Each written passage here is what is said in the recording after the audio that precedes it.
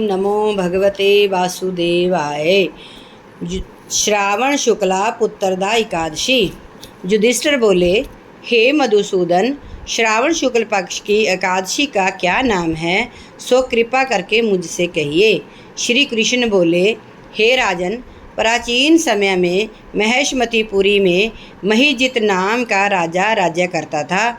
उसके पुत्र नहीं था, इससे उसको राज्य से सुख नहीं मिलता था।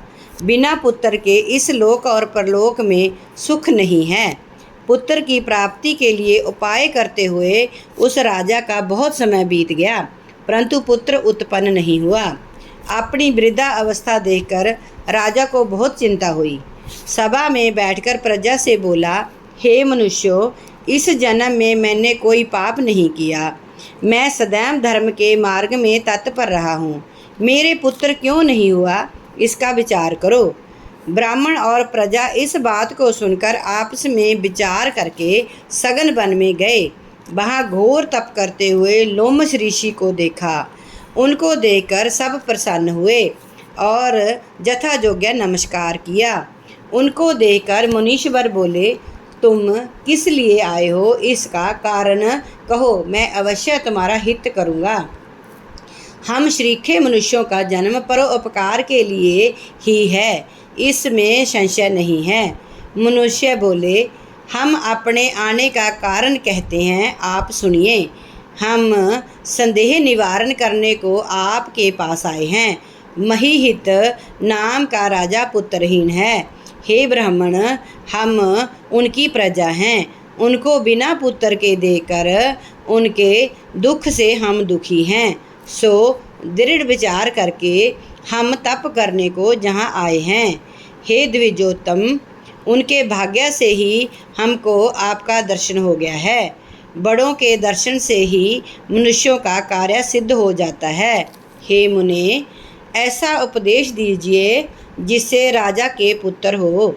उस राजा के पहले जन्म का वृत्तांत ध्यान करके मुनि बोले, पहले जन्म में जय निर्धन और क्रूरता के कर्म करने वाला वैश्य था। एक गांव से दूसरे गांव में जाकर व्यापार करता था।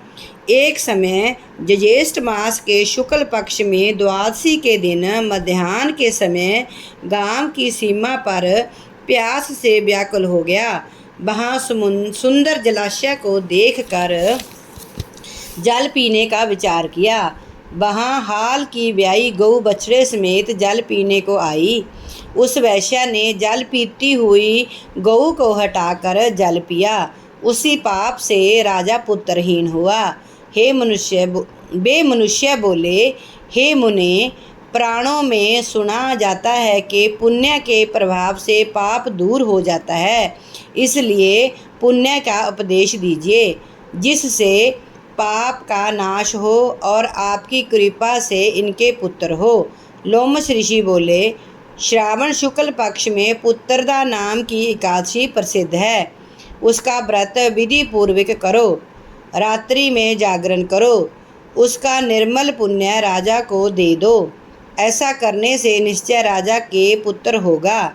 लोमश ऋषि के वचन को सुनकर और उनको प्रणाम करके अपने घर को चले आए। श्रावण आने पर सब लोगों ने राजा सहित श्रद्धापूर्वक व्रत किया। द्वादशी के दिन अपना पुण्य राजा को दे दिया। पुण्य के देते ही रानी ने गर्भ धारण किया। प्रसव का समय आने पर सुंदर पुत्र उत्पन्न किया। हे नृपे श्रेष्ठ, इस प्रकार जय पुत्रदा नाम की एकादशी प्रसिद्ध है। इस लोक और परलोक का सुख चाहने वालों को इसका व्रत करना चाहिए। जहाँ पुत्र का सुख पाकर अंत में स्वर्ग को जाते हैं। फलाहार, इस दिन गुड़ का सागार लेना चाहिए। ओम नमो भगवते वासुदेव।